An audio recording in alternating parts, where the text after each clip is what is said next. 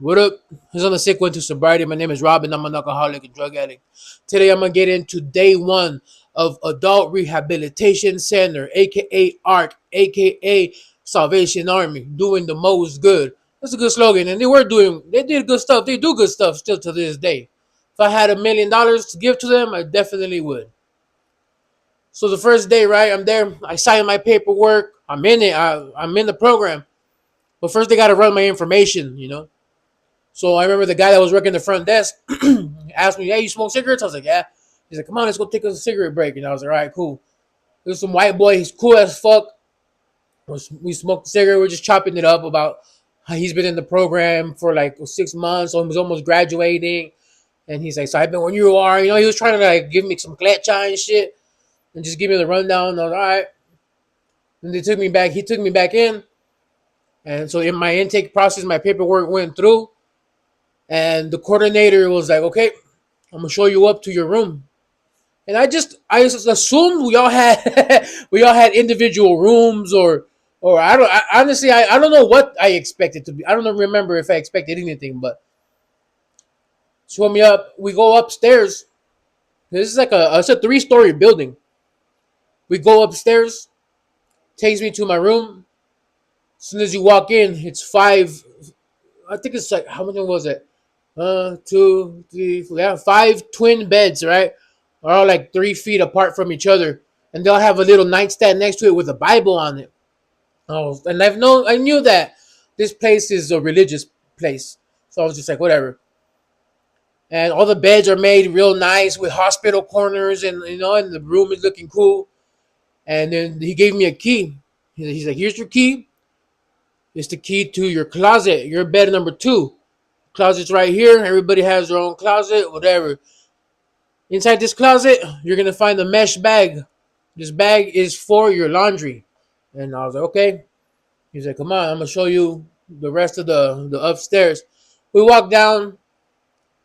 They have a big old laundry room, all off of donations. Every single washer machine and dryer machine in there, all based off donations. That's why I say it's a good ass place. There's like about eight washers, 8 dryers. So obviously they're free to use. A good thing we don't have to pay for them. And we go down a little bit.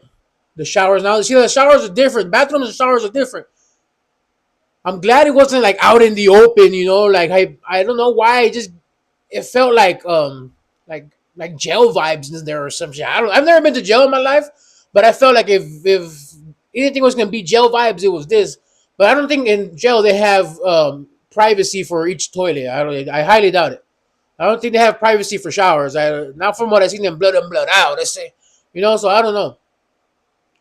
So they take me into the bathroom. All the toilets are on one side, just a bunch, 2 rows of just toilets, urinals, and on the other side is all the sinks.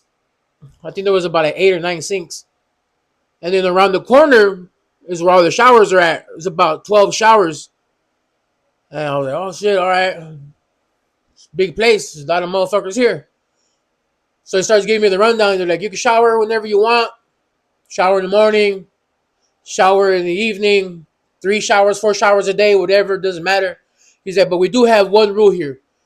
You have to shave every day." He's like, "So if you have a beard, you have a mustache, I suggest you keep it because if you cut it off, you're going to have to shave it off every single day. And we're not allowed to have shaved heads either. The smallest you could go is a number 2. And I had to let my hair grow a little bit. I was walking around with a big old bald spot and a fucking mustache looking like a fucking weirdo. Like a weirdo, definitely. And he's like, "So that's the rundown up here." He's like, "Wake up is at 5 in the morning. Every day they wake you up at 5 in the morning. You have to be ready by 6, and you have to be downstairs at 6 o'clock in the morning for service, for church service. They have a little chapel right there. They give you like little motivational chapel service or whatever. And then after service, you get to go to work." I was like, "Okay, cool. What kind of work do we have here?" So we work in the warehouse. In the warehouse is where all the donations come through. We unload the trucks, and every single thing goes into its own category. Mattresses, dressers, lamps, whatever. They have everything has a designated area to go to, electronics, all that. I was like, okay, sounds good, sounds good. And then he's like, all right, now we're gonna go downstairs. I was like, what's downstairs? Downstairs was legit. We go down there. They have what they called a movie theater, which was just a big ass TV on the wall. I don't know. It must have been like a 55, 60-inch TV. A bunch of DVDs, all donated, which is awesome. And then DVD player. They had all kinds of stuff in that movie room. That's what they called it, the theater. And then right next to the theater was like, how se dice? Like where we played pool, billiards, or however you say it. They had what's it called? Foosball. I was thinking the word in Spanish is futbolito. That's what I know it as, right? A foosball. They had air hockey, and so it was like a game room. And they had a TV, and they had what did they have back then? I don't. They didn't have Xbox, but they had I can't remember what they had. But they had like a PlayStation, and I don't know what other fucking game console that is like bunk as fuck. But it was donated, so whatever. So that was cool. It was legit. I thought it was nice. And then they took me over to the next room is where all the clothes gets donated. So that's when they were gonna start giving me some clothing. And right there they give you 10 pairs of clothes. So you're gonna get 10 pairs of socks, 10 underwears, 10 pants, whatever. And right there it's only pants. They don't let you wear shorts. It's either pants or sweats for when it's cold. And I got there in June. And it's a 6-month program, so I was planning on being there all the way to December. So the homie now they drop me off right there with the guy who does all the clothing.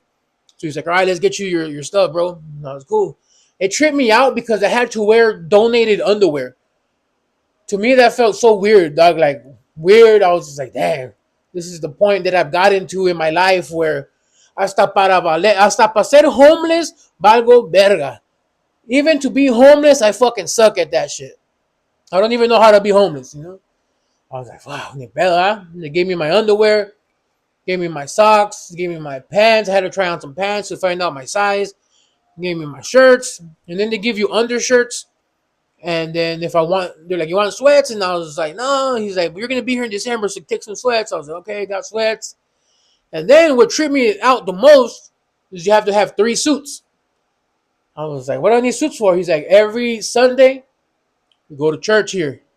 And you have to dress up in the suit with a tie, and all you have to look nice. And I was like, well, this fucking sucks. Like, I don't want to do that. I don't even believe in God. Like, why would I fucking want to go to church? I was like, but it's part of the program. You got to do what you got to do. They gave me 3 suits, picked them up nice. Like, it was legit. Like, it was cool. I thought it was nice that to wear a suit, it's different for me, you know? And they give me my clothing. But all right, take it upstairs to your room. I was like, okay, cool.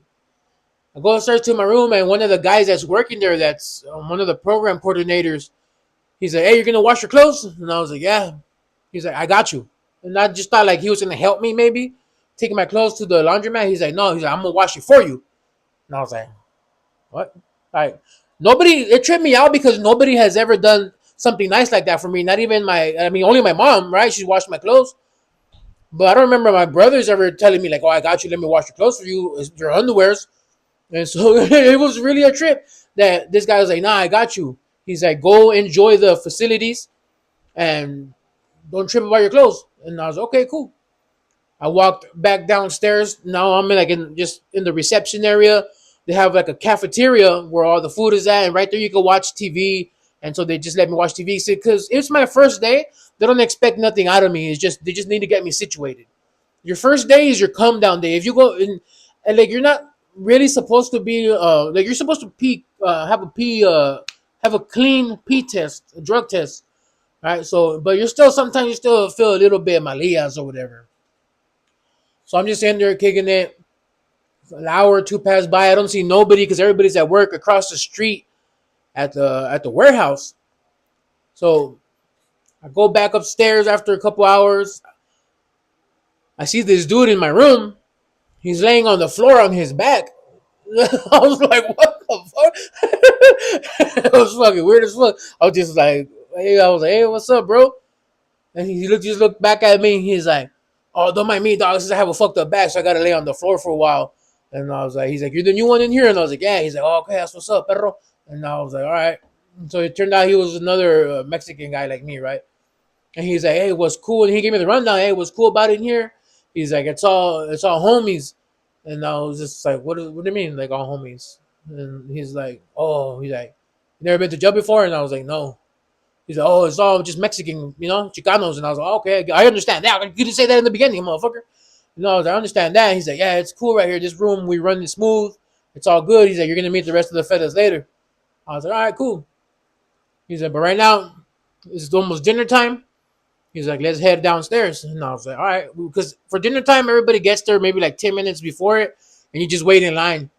And they told me when I got there that for dinner, it's tradition for the new guy to go first. But I didn't want to go first; it was embarrassing. So I just waited in line. I'm maybe like fifth or sixth in line, and the guys in front of me noticed like, "Hey, you're bad. You're new. You're new. You're new." And I was like, "Yeah." They're like, "Get your ass in the front, fool. You like go. It's all good. Like, don't even trip. Nobody's tripping on anything. Just go ahead." I was like, "Oh, like." First, the guy offers to wash my clothes. Then everybody's letting me go in front. Like, oh, it's a different environment. Like, okay, like cool. Like, it's nice.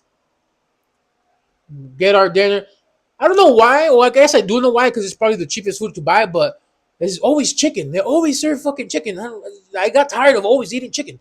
I hated it for after a while. It was just chicken, chicken, chicken, chicken, chicken. Like what the fuck? They don't have nothing else but chicken, chicken.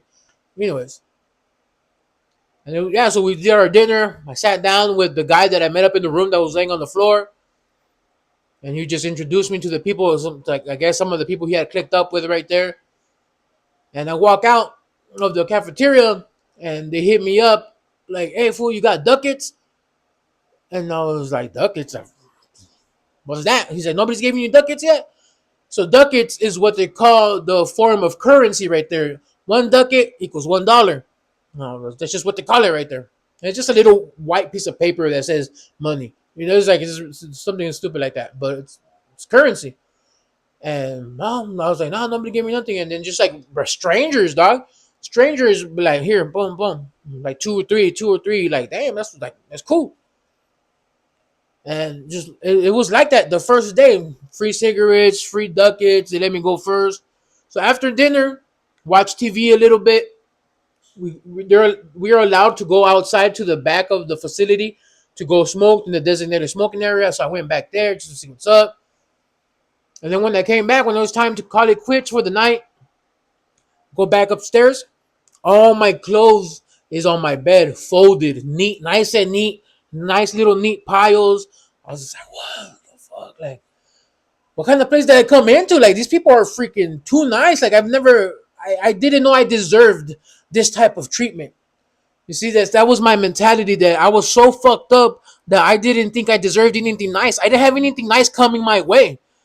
And this was starting to like trip me out to change. Like why are these people doing this? Like, why? Like, why would you care about a stranger for? It doesn't make sense in my head. Like, I'm a piece of shit drug addict. I'm a homeless. Why do you care about folding my clothes and everybody being nice? And so that's just the way it worked out right there.